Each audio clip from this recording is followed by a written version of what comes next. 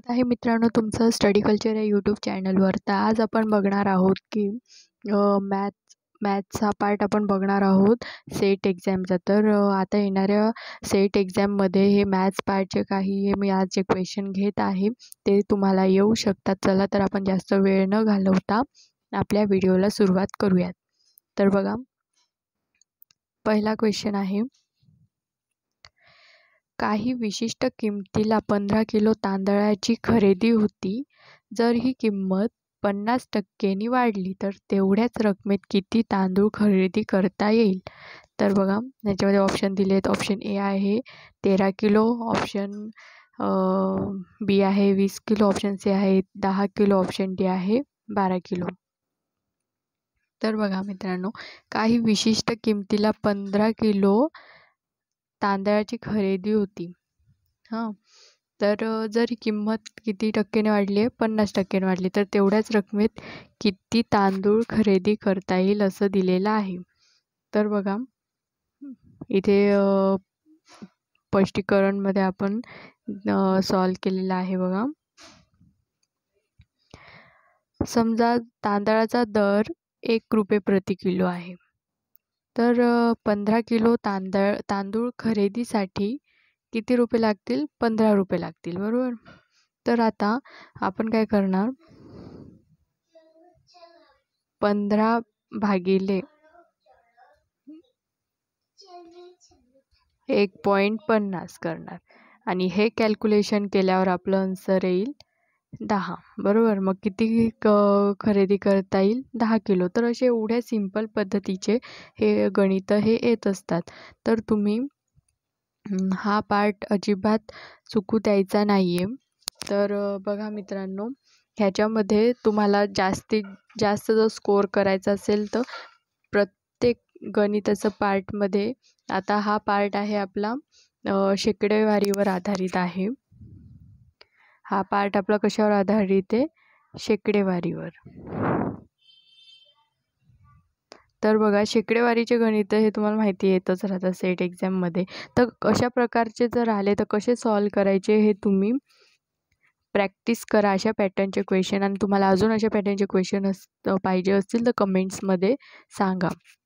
मी याच्यातले काहीच फक्त जे इम्पॉर्टंट असे क्वेश्चन आहेत, जे पॅटर्न आहे, शेकडेवारी, सरासरी वेग, काळ, काम, वेग, याच्यावरचे जे क्वेश्चन येऊ शकतात असे क्वेश्चन मी घेऊन सॉल्व करण्याचा प्रयत्न केलेला आहे.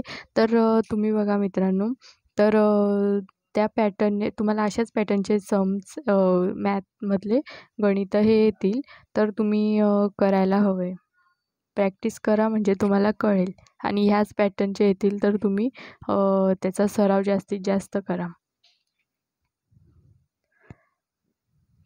तर बघा, मग आपलं आन्सर आहे ऑप्शन सी 10 किलो. नेक्स्ट बघूया.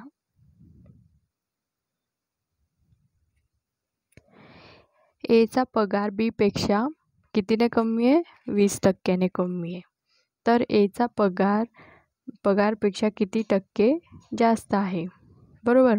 एचा पगार कोणापेक्षा कमी आहे? बी पेक्षा कमी. किती टक्केने? 20%ने, बरोबर. 20%ने, मायनस साईन देऊया, 20%ने कमी आहे तसं. आणि तर एचा पगार एचा पगारपेक्षा किती टक्के जास्त आहे असं आहे हे. ठीक आहे, कन्फ्यूज होऊ नका. तर बघा, ऑप्शन दिला आहे. ऑप्शन ए आहे 25%, ऑप्शन बी आहे 18%, ऑप्शन सी आहे 20%, ऑप्शन डी आहे 35%. तर बघा, ह्याच्यामध्ये काय, एचा पगार किती आहे? तर बघा, एचा पगार 100 रुपये आहे. आपण काय कन्सिडर करूया, एचा पगार किती आहे? 100 रुपये. आणि एचा पगार, त्यामुळे आपण एचा पगार करून तर किती दिला आहे? 100. तर आपण इथे मांडून घेऊ. नंतर किती, बीपेक्षा किती? 20%ने कमी आहे, म्हणून आपण त्याला कंसात घेऊन घेऊ 20%. ठीक आहे. मग ते पुढे मांडणी करताना बघा, 100 मायनस किती? 20%ने, बरोबर. तर किती आलं आपलं? 80, बरोबर. तर हे किती आलं आपल्याला 80 आलं. तर 80 असताना बीचा पगार किती आहे? एचा तर 100 आहे तर बीचा किती 100. तर बघा बीचा पण 100 आहे तर एचा किती आपण म्हटलं एचा 100 बरोबर आणि बीचा पण किती 100च. तर एचा 100 असताना बीचा पगार आपल्याला काढायला लागेल ना. तर मग बघा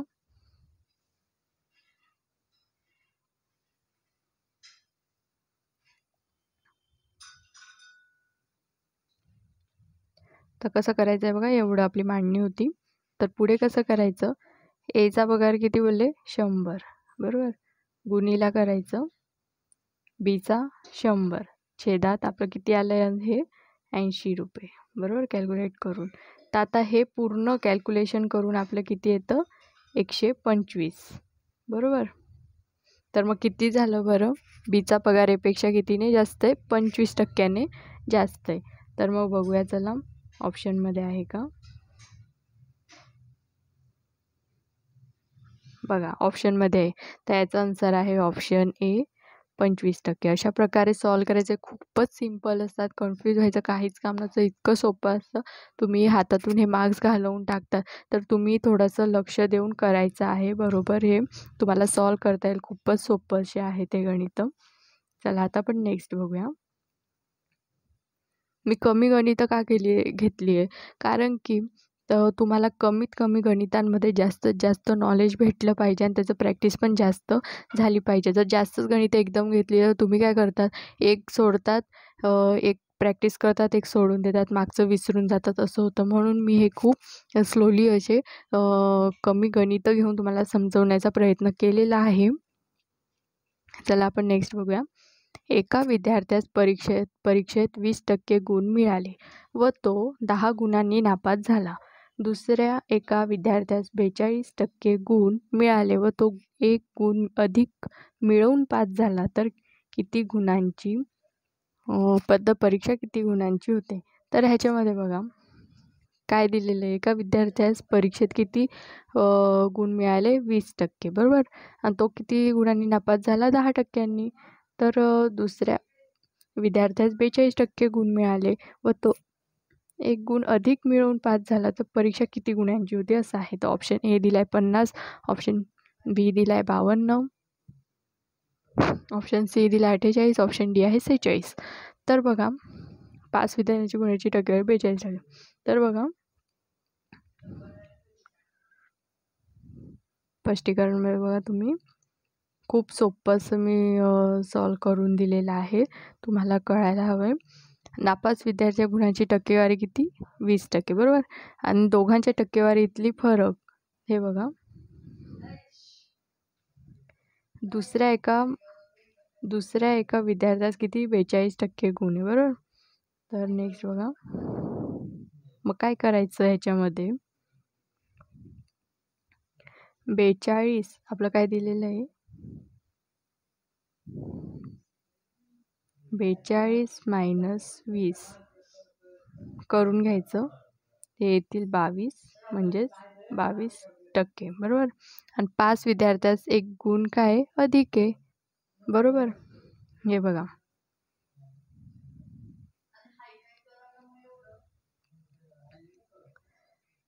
5 विद्यार्थ्याचा एक गुण काय अधिक मिळवून पास झालेला आहे ना तो. तर बघा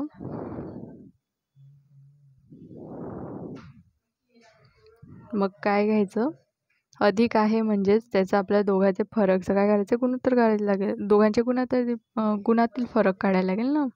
मग 10 अधिक 1 किती झाले 11 बरोबर. तर जर 22% टक्केवारीत फरक असताना 11 गुणांची परीक्षा तर 100 टक्केवारीतील फरक असताना किती असं झालं. तर मग बघा टक्के म्हणजेच 100 गुणिले आपला अधिक गुण मिळून 1 झाला म्हणून तो 11 आणि हे मायनस करून आलेलं आपलं 22. तर हे कॅल्क्युलेट करून टाकायचं पूर्ण. हे कॅल्क्युलेट केल्यावर येणार आहे आपलं 50. तर बघा तर मग बघू आपण ऑप्शनमध्ये आहे का आपलं आन्सर. बघा ऑप्शन ए आहे आपलं 50. नेक्स्ट बघूया.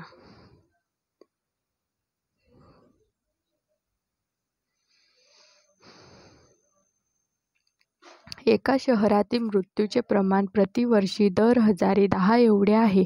त्या शहराची लोकसंख्या 1,50,000 एवढी आहे.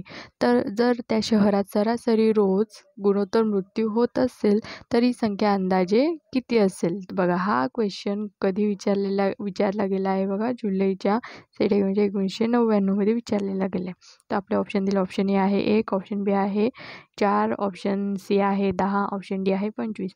तर याच्यामध्ये बघा, जर लोकसंख्या किती 1,000 आपण कन्सिडर केली, तर ती प्रतिवर्षी किती 10 मृत्यू होतात. जर लोकसंख्या 1,50,000 तर प्रतिवर्षी किती, असा क्वेश्चन आहे, बरोबर. तर बघा,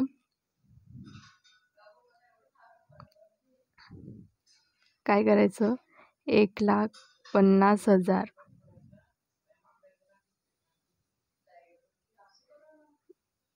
आणि प्रति 10 मृत्यू सांगितला आहे आणि 100. तर हे किती आलं बघा,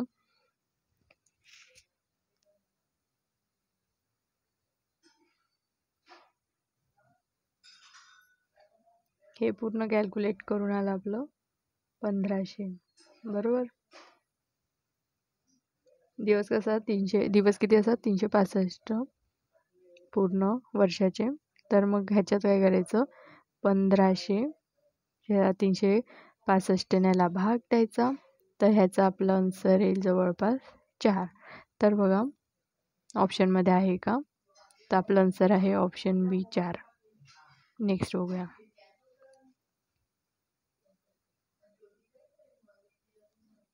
एका गावात स्त्रियांचे एकूण लोकसंख्येशी असलेले प्रमाण किती आहे? 45%. गावची लोकसंख्या किती आहे? 12,000 असल्यास गावात किती स्त्रिया आहेत? असा हा प्रश्न आहे.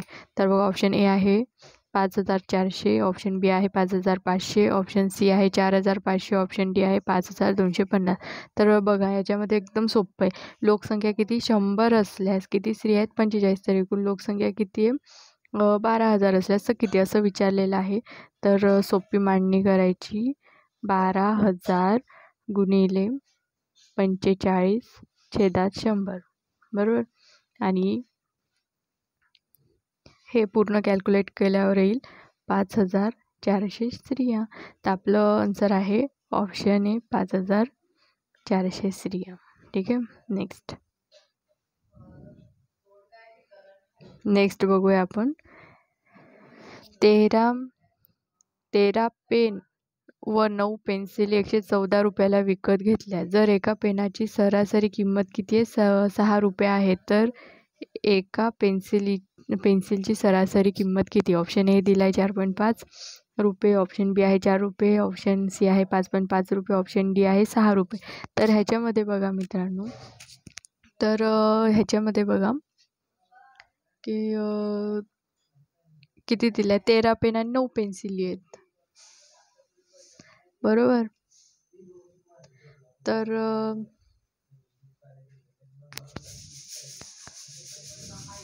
तर बघा मित्रांनो,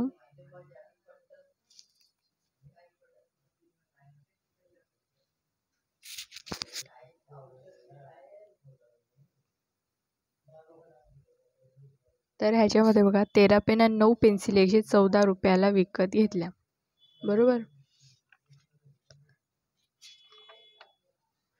तर मग बघा कसं होईल.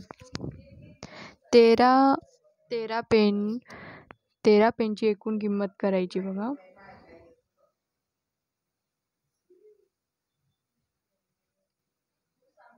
तेरा पेनची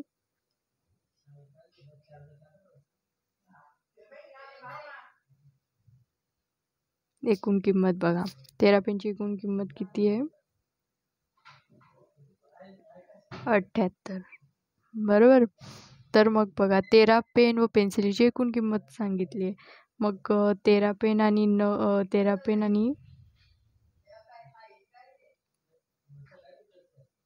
2 मिनिटं बघा.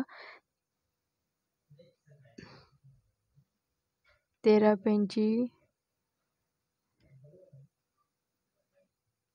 एकूण किंमत विचारली आहे त्यांनी, किती आहे? 78 आहे. तर ह्याच्यामध्ये बघा 13 पेन 13 पेन व पेन्सिल एकूण किंमत विचारली आहे. तर ह्याची एकूण किंमत किती? 114. तर ह्याच्यामध्ये बघा 9 पेन्सिल, हे बघा 9 पेन्सिलींची किंमत एकूण. तर मग काय करायचं? 114 मायनस 78 करायचं. तर ह्याच्यामध्ये बघा आपलं आन्सर येईल मायनस केल्यावर 36, बरोबर. आणि आता सरासरी किंमत काढायची आहे. तर आता आपलं बघा 9 पेन्सिल विचारले म्हणून 36/9. 9 एके 9 चौक 36 आले 4. आहे का आपले? हे बघा ऑप्शन बी आहे 4 रुपये. अशा पद्धतीचे हे सम तुम्ही सॉल्व करायचं आहे. खूप सोपं असं आहे. नेक्स्ट बघूया.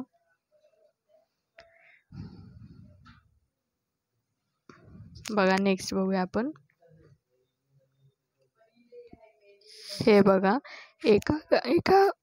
एका गाडीने 40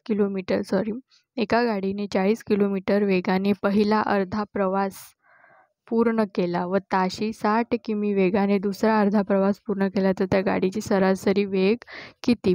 तर बघा गाडीचा वेग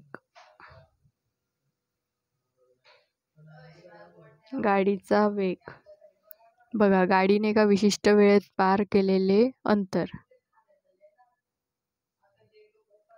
गाडीने विशिष्ट वेळेत पार केलेले अंतर.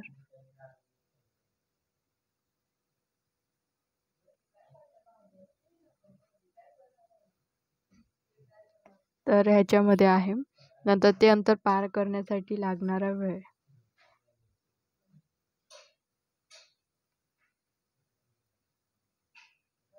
हे बघा समजून घ्या. हे असं आपण सूत्र एक वापरूया. तर बघा ह्याच्यामध्ये समजा गाडीला किती आहे? 2400 किमी 400 किमी अंतर पार करणे आहे. तर मग बघा गाडीला 2400 किमी अंतर पार करणे आहे. 2400 किमी कसे मी सांगते बघा. हे कसं आलं 2400? तर कन्फ्युजन नको राहायला म्हणून मी सांगते 40 गुणिले 60. हे 40 किलोमीटर आणि 60 किमी यांचं किती आलं आपलं? 2400, बरोबर. तर मग बघा अर्धा प्रवास किती मग झाला? 1200 किमी. तर गाडीने 40 किमी केला, बरोबर. तर मग काय करायचं? अर्धा तास बोललेत, अर्धा तास. तर तो किती होईल याचा? 1200. तर मग 1200. तर मग कसं मांडायचं हे? 40 किलोमीटर वेगाने ना पहिला अर्धा प्रवास, म्हणून 40 इज इक्वल टू काय करायचं? हे 1200 छेदात वेळ लिहायचं. वेळ काढायचा आपल्याला, वेग काढायचे इथे वेळ. तर हे बघा तर मग हे कॅल्क्युलेट केल्यावर आपलं कसं होईल? वेळ एका साईडला जाईल.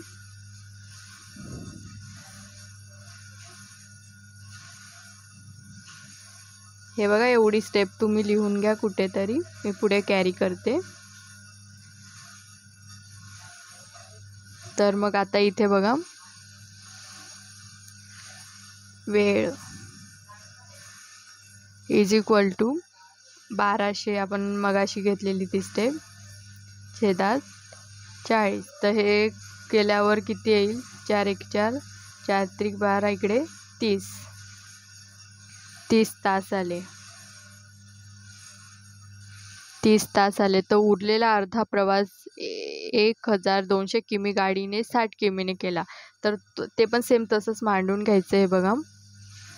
ते पण तसंच असेल. 60 किमीने केला म्हणून 60. आपलं हे 1200 अर्धा प्रवास केलेला छेदात टाईम लिहिते मी शॉर्टकट. तर ह्याच्यानंतर बघा टी इज इक्वल वेळ वाचवण्यासाठी तुम्हाला काही ट्रिक पाहिजे असतील तर तुम्ही कमेंटमध्ये सांगा की कसं हे यूज करायचं. एकदम सिम्पल आहे. हे पण सिम्पलच आहे. तुम्ही हे खूप लवकर असं कॅल्क्युलेट करू शकता. हे बघा हे पूर्ण मांडणी केली 6 एके 6 6 दुने 12. तर हे आलं आपलं 20, बरोबर. हे 20 तास.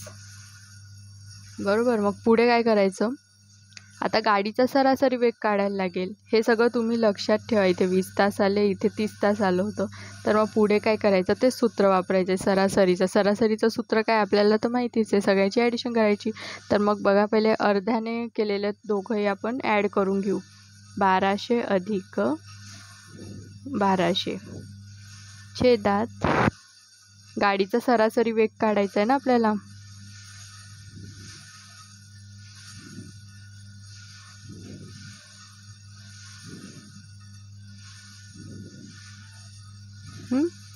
तर मग बघा आणि ते आपलं आन्सर आलं होतं 20 तास आणि 30 तास ह्यांचं पण ॲडिशन.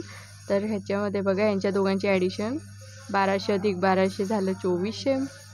नंतर 20 अधिक 30 झाले 50. बरोबर. आता हे भाग द्यायचं. 0 0 कट करून घ्यायचे. ठीक आहे. 5 चोक किती? 20. 4 उरले बरोबर. इकडे 40. 5 8 40. तर किती आले? 48. तर आपलं आन्सर बघा इकडे किती आले? 48 किमी आलं. बरोबर. 48 किलोमीटर आलं.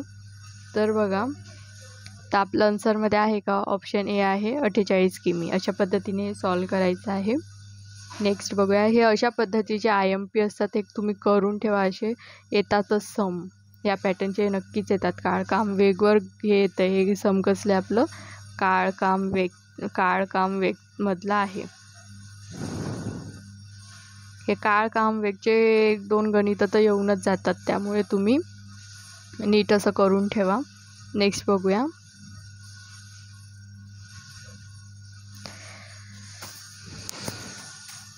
नेक्स्ट काय दिलेलं आहे?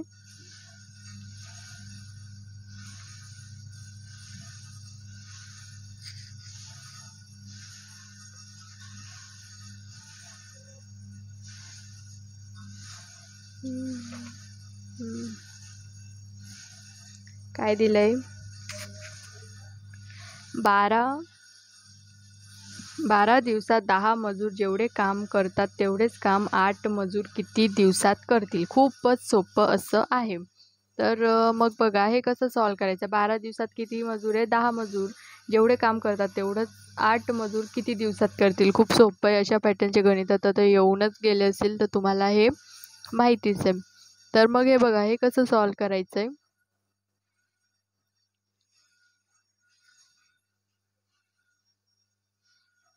ह्याच्यामध्ये ऑप्शन ए दिला आहे 16. इथे टायपिंग मिस्टेक झाली. ऑप्शन बी आहे 12. ऑप्शन डी आहे 15. ऑप्शन सी आहे 14. तर ह्याच्यामध्ये बघा समजा 8 मजूर हां हे काम आपण एक्स मानूया. हे काम एक्स दिवसात करतील.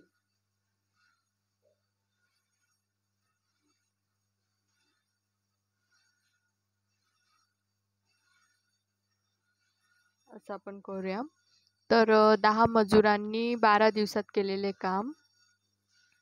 तर मग काय दिलंय? 10 मजुरांनी 12 दिवसात केलंय काम.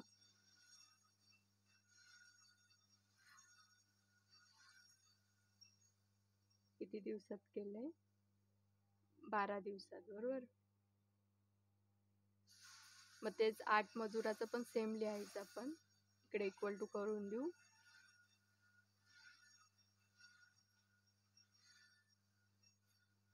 8 मजुराचं पण किती? 1 दिवसात आपण मानलंय ना. त्यामुळे 1 दिवस असं लिहूया. हा एक्स आहे. तुम्हाला हे जर कन्फ्यूज होईल तर मग मी एक्स असा काढेल. तुम्ही समजून घ्या.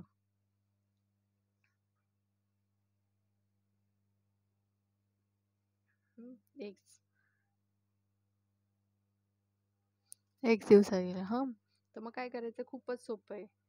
मग 10 मजुरांनी किती? 12 दिवसात. म्हणून 10 गुणिले 12 करायचं इज इक्वल टू 8 गुणिले एक्स करायचं. बरोबर. तर मग 10 गुणिले 12 केल्यावर किती येतं? 120. बरोबर. आणि हे येतील आपले 8x. तर बघा नेक्स्ट स्टेप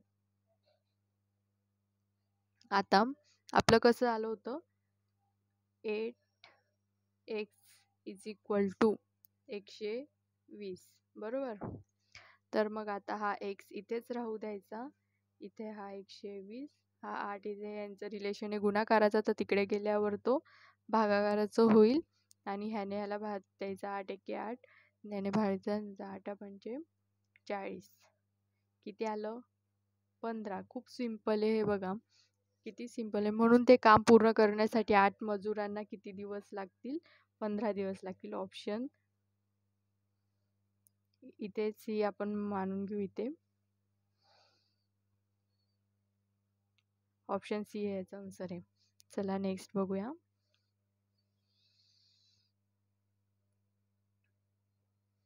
हे बघा त्याच पॅटर्नचं आहे. 20 दिवसात 8 मजूर एका मजल्याचे बांधकाम पूर्ण करतात. तर तेवढेच बांधकाम पूर्ण करण्यासाठी 10 मजुरांना किती वेळ लागेल?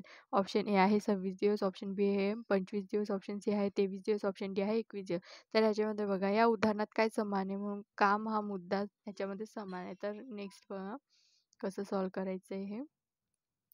तर एकदम सिंपल मांडायचं. जर 8 मजुरांना किती दिवस लागतात? 8 मजुरांना 20 दिवस लागतात. तर 10 मजुरांना किती लागतील? तर असं हा क्वेश्चन आहे, बरोबर. तर बघा हे कसं करायचंय, मी इथे तुम्हाला सॉल्व करून देत आहे. हे जाऊ द्या. बघा इथेच मी सॉल्व करते म्हणजे तुम्हाला समजेल. तर बघा 20 दिवसांचं विचारलंय, तर या उदाहरणात काय समान आहे? काम, बरोबर. तर मग 8 मजुरांना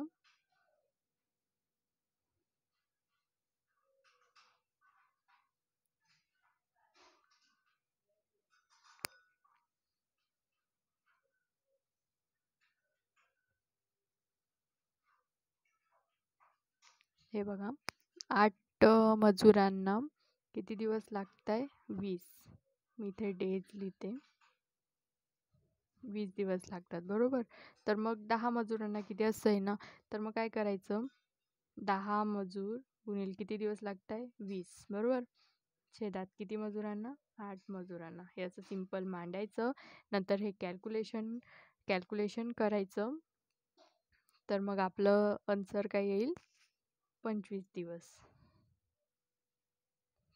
बघा ऑप्शनमध्ये आहे, ऑप्शन बी आहे 25 दिवस, हे आपलं आन्सर आहे. नेक्स्ट बघूया. हे खूपच सोपं असं आहे बघा. नेक्स्ट, एक आगगाडी तासी 150 किमी वेगाने 1750 मीटर लांबीचा प्लॅटफॉर्म एका मिनिटात ओलांडते, तर त्या गाडीची लांबी किती? खूप सिंपल असं विचारलेलं आहे. तर याच्यामध्ये बघा ऑप्शन ए आहे 750 मीटर, ऑप्शन बी आहे 700 मीटर, ऑप्शन सी आहे 800 मीटर, ऑप्शन डी आहे यापेक्षा वेगळा. तर ह्याच्यामध्ये बघा त्या गाडीची एक लांबी मीटर आहे, तर गाडी ताशी वेग 150 किमी आहे. तर एका मिनिटात गाडीने पार केलेले अंतर काय? 1,50,000 मीटर. 60 मिनिटासाठी 2500 मीटर. त्यापैकी प्लॅटफॉर्मची लांबी किती आहे? 1750 मीटर आहे. तर काय करायचं, एकदम सिंपल आहे. त्याच्यामध्ये आपलं हे किती आलं आहे? 2500 मीटर. तर 2500 मायनस 1750 करायचं. मिळालं गेटिंग आन्सर 750 मीटर. आहे का आन्सरमध्ये? ऑप्शन ए आहे 750 मीटर. तर अशाच व्हिडिओला लाईक करा. तर अशाच व्हिडिओला असेच व्हिडिओ तुम्हाला नवीन नवीन तुमच्यासमोर मी घेऊन येत राहील. तर अशाच व्हिडिओला तुम्ही योग्य तो प्रतिसाद द्या. आणि मला कमेंटमध्ये सांगा की तुम्हाला अजून काय हवं आहे वगैरे. तसे मी व्हिडिओ बनवायचा प्रयत्न नक्कीच करेल. नवीन नवीन व्हिडिओ मी तुमच्यासमोर घेऊन येईल आणि सेट एक्झामची प्रॅक्टिस पूर्ण तुमच्याकडनं करून घेईल. तर बघा मित्रांनो, व्हिडिओ आवडल्यास लाईक करा, शेअर करा आणि कमेंट करा आणि बेल आयकॉनवर क्लिक करायला विसरू नका, कारण की मी जसे व्हिडिओ टाकेल ते तुम्हाला नोटिफिकेशन त्याची येत राहील. तर तुम्हाला लवकर ते व्हिडिओ मिळून तुम्ही अभ्यासाला नीट असं चालू ठेवू शकता, कॅरी ऑन ठेवू शकता. तुम्हाला पाहिजे असेल ती हेल्प सांगा. याबद्दल मी तुम्हाला असेच व्हिडिओ आणून तुमची हेल्प करण्याचा प्रयत्न करेल.